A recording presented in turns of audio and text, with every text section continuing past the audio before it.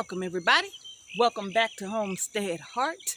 And on this beautiful overcast day yet again, about 9 o'clock in the morning here where I am. And I'm outside. I've been done with the morning chores, but I'm doing some other work out here right now. And I decided that I would come and talk to y'all today. Talk to y'all this morning about some of the comments I've been seeing and even a few of the emails that I've received. Now, you saw the title of the video. Why can't you have a little mercy? Why can't you show a little compassion? Why can't you show a little understanding? Mrs. A, what you talking about? Let me tell you what I'm talking about. See,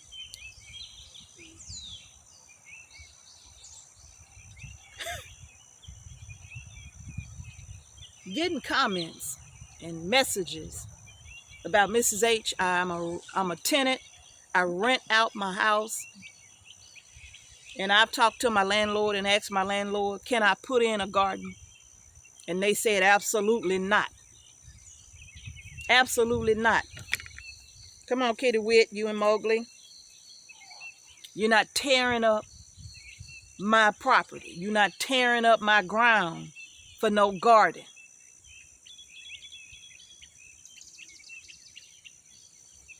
Now, I'm going to say this first of all. As a landlord, I would understand not wanting the grounds tore up. Because if that tenant for any reason left, then the landlord got to come back now and pay somebody to come and level all of that back out, resod the ground and all of that in order to get a new tenant in, right? Right? They don't want to have to put in them extra dollars like that. So that part I understand. But also the other side to that is, why can't you work with your tenant? Instead of just letting it be a flat out no, how come it can't be, tell me what your plans are? And then when you listen to what the plan is, then you could be like, okay, I think the garden is a good idea, but you can't tear up my ground. But this is what you can do.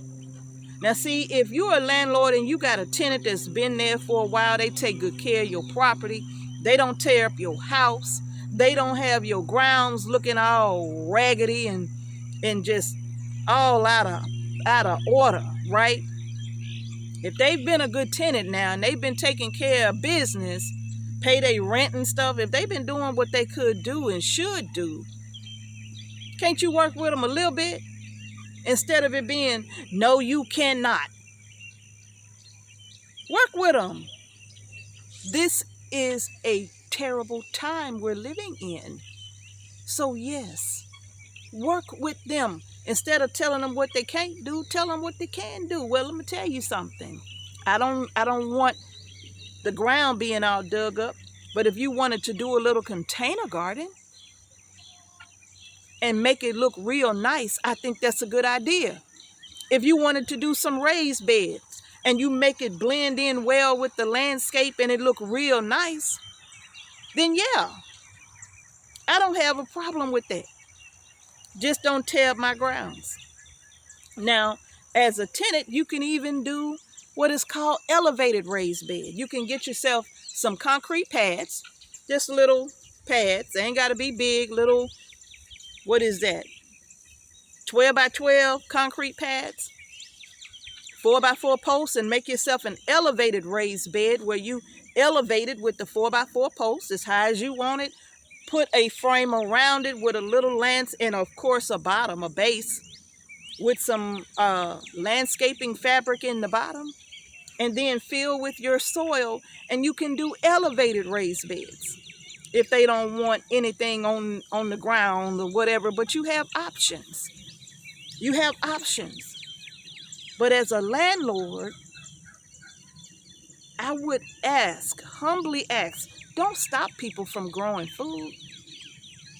Don't threaten to throw them out. Don't you think times are already hard enough for people? We ain't got to make it worse. Look, Just work with one another is all I'm saying. Show a little compassion and a little bit of understanding. And who knows? If they plant in a garden, maybe they could teach you how to do one too. Maybe they could show you how to raise your own food too. And if you are already raising your own food, that means you know the importance of it. So you should really understand their desire for wanting to do it as well. You know, just a little understanding. And see, I know what that's about. Look, when we were in transition in the process of looking for a homestead, we actually lived in an HOA, a gated community. Well, I don't think it was gated, but it wasn't gated, but it was a community. And when you go into that community, homes were beautiful. Everything was upkept really, really well. It was just a beautiful community. But the person we rented from did not have a problem with us putting in the garden. And it was raised bed gardens, right? We did it cheaply. We really did. Inexpensively, but it still looked nice. It still looked nice. I grew herbs and tomatoes and turnips and things of that nature. It still looked nice, and it blended in with the landscape. It blended in up against a wooden fence where it looked really, really cute. It really did. It looked cute. And even after we left, the new tenant, I did have an opportunity to meet the new tenant. The new tenant was glad to see them there. They didn't want them gone because I did offer. They didn't want them gone. They wanted them to stay there. They liked them. And they wanted to be able to plant their own food in them as well. Because even though I couldn't grow like I wanted to grow, I was going to grow something. I had to grow something, right? I even had containers on the back patio. I had to grow something. So listen. Work with each other. Tenant and landlord, work with each other. Now, I get it. Don't tear up the ground. I get it. But you can do something as long as it looks nice. If you can come up with a plan and it looks nice, then by all means, grow your groceries. Put your garden in. So Mr. and Mrs. Landlord, have a little bit of compassion and show a little bit of understanding. These are desperate times we living in. Very desperate. Yeah, so don't threaten to throw people out because they want to put in a garden. Just hear out their plan and then explain to them why they can't tear up the grounds. But you would be happy to let them put in a few nice raised beds. As long as they look nice. I get it. You want your property to stay looking good. If it look good, you want it to stay looking good. And then you have those landlords that don't care. I don't care. Go on and put your garden in. Do what you got to do. You want to till up the front yard? As long as it look nice, till up the front yard. Do what you got to do. Yeah, you need to grow your food. You need to be doing this. Go on and do what you got to do. Especially, again, if you got good tenants. Okay? If you got good tenants. Right? Have a little compassion. Is all I'm saying. Have a little compassion. You know? It's really time for that. It's time for everybody to be trying to grow their own food. It's time that everybody should be growing their own food, right? I see the messages and the comments, eggplant. Yeah, somebody said eggplant in their area was $5 an eggplant. $5 for one?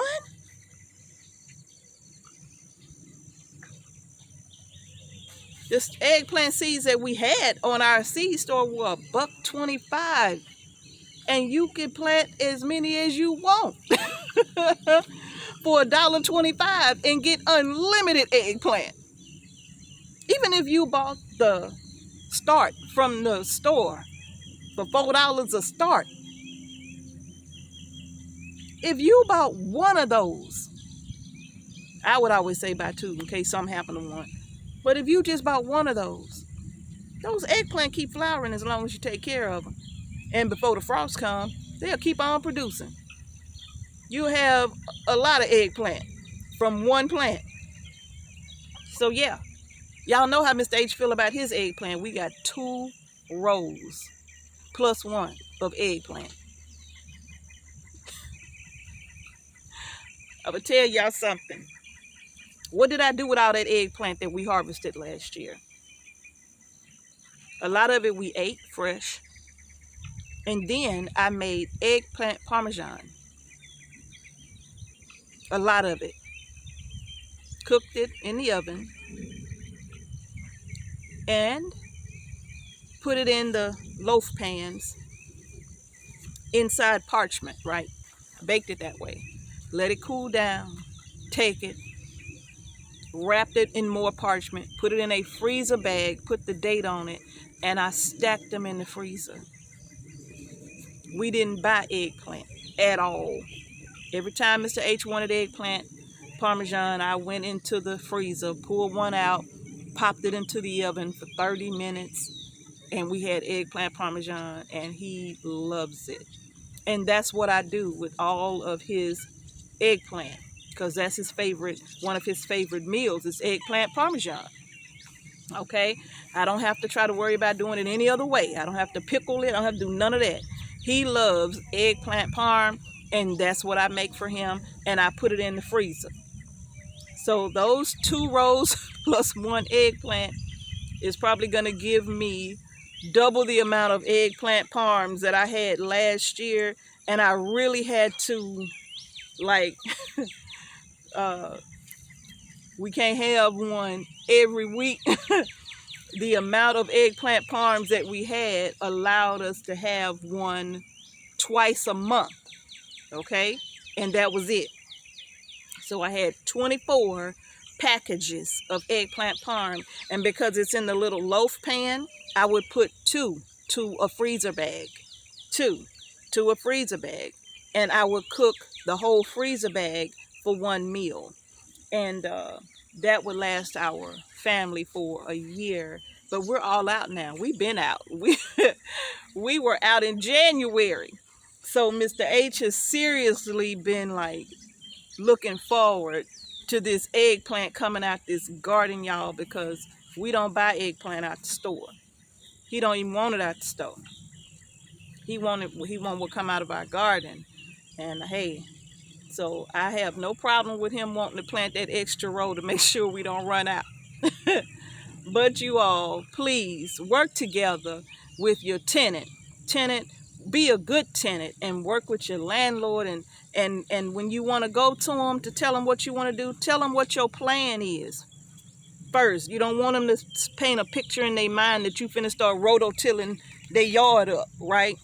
So give them your plan, you know, your container garden, your elevated raised beds, or your traditional raised beds. But give them a plan. This is what I want to do, and I am going to make it look nice, if that's okay with you. You see, and hopefully you got a landlord that'll go ahead and be reasonable and understanding. So that's what we want, okay? We got to work together. So y'all, that is going to do it for this video. That's going to do it for this video, you all. We got to show y'all around the garden. We got to take y'all around the garden so y'all can see what's going on and what's not going on in our garden this year, you know. But you all, that's going to do it. I just really wanted to respond to those emails. I'm trying my best. You know, I get y'all's emails, and I promise y'all, if I don't respond to your email, it's not because I don't want to. It's simply because I can't respond to all of them. I'll be sitting there for hours, and I don't have that kind of time. I really don't, you all. I remember when our little channel was growing, I could respond to every comment. I could respond to every email. And I never thought that a day would come where I couldn't do that. I didn't think that. I always thought I would be able to respond to everybody every single time.